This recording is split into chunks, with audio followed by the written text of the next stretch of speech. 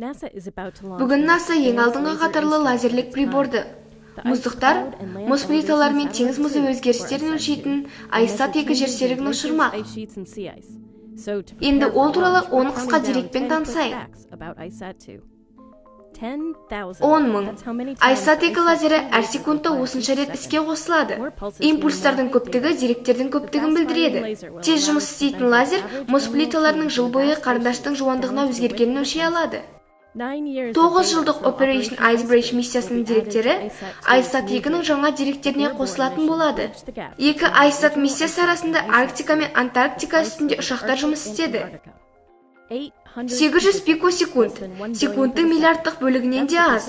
Бұл жекелеген фотондардың аппараттан жерге және кері ұшу уақытының өлшенетін дәлдігі.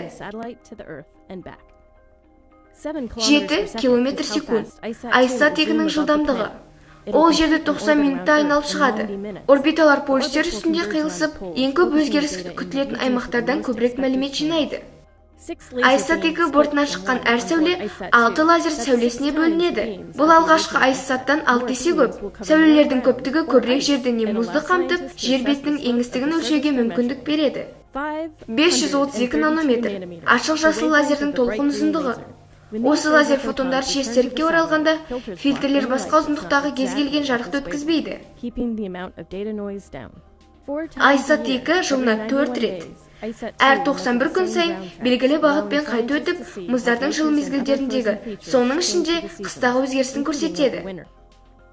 Жерге үш өлшемді көзқарас. ISAT-2 мұздықтар теңіз мұзы мен мұз жамылғысының қаншаға көтеріліп, не түскенін көру үшін биіктікті өлшеп, планетамыздың толық бейнесін береді.